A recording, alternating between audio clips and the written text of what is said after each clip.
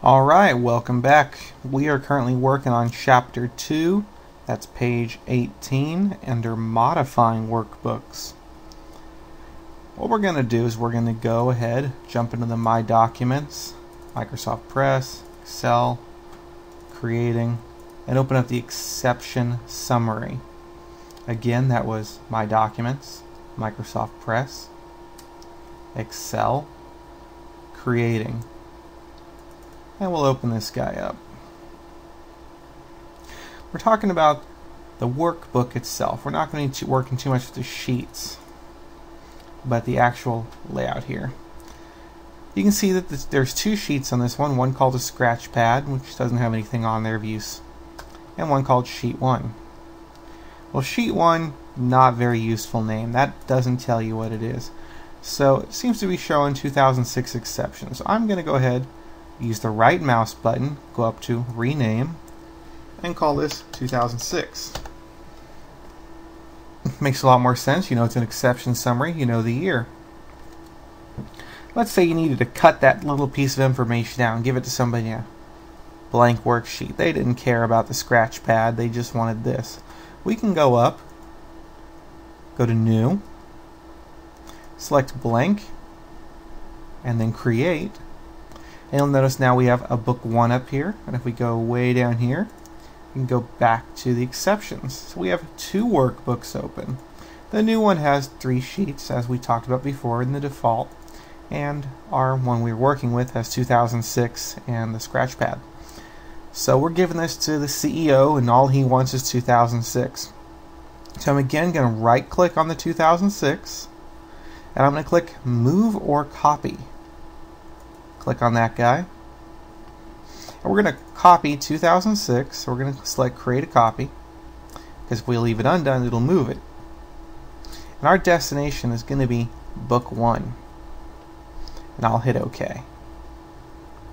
So now if you notice, well, yes, we see region 2006 exceptions. It's named 2006, but wait, sheet 1, 2, 3.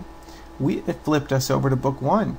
Flip back over here, the exceptions. We moved that data from one workbook to the next.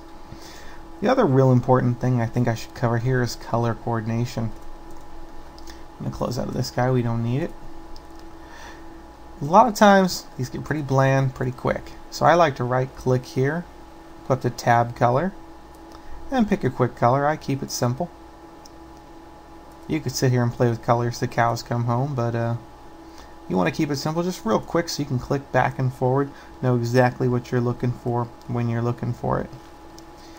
And that pretty much shows you how to jump around. The other thing here the book wanted me to remind you of is how to jump in between windows. Now I'm going to recommend you stick to using the bar down here at the bottom, but the book just wants me to make sure to point out that you can click View, and you can click the Switch Windows button, then you can pick your window from there. The only reason I could see wanting to go through 3 steps when you could go through 2 steps, I'm sorry, 1 step, 1, 2, 3 clicks here, and then only 1 click down here, would be that you maybe filled this entire window up with other Word documents, Excel documents, Access documents, and you really couldn't keep track of them. So you only wanted to move back and forth between Excel. So you would, this is only really going to display your Excel options. That's the only reason I could see you'd want to use this. Beyond that, you're going to want to run the lab on page 19. I've pretty much covered everything you're going to need to know for that, other than how to insert a blank worksheet. That's done the same way we were doing with the copies earlier. Right click, insert. We can insert charts, macros we're going to get into later, charts we're going to get into later. Just pick worksheet, hit OK, and you'll notice the new worksheets here.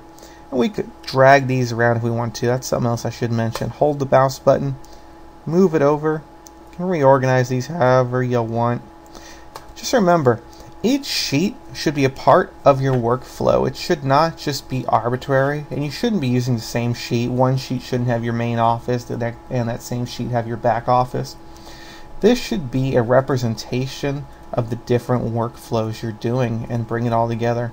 And don't worry about the data being on a different page. We're going to show you how to bring all that together and connect it for simplicity as these videos go on. And we'll catch you later with the modifying worksheets section that's coming up. See you next time.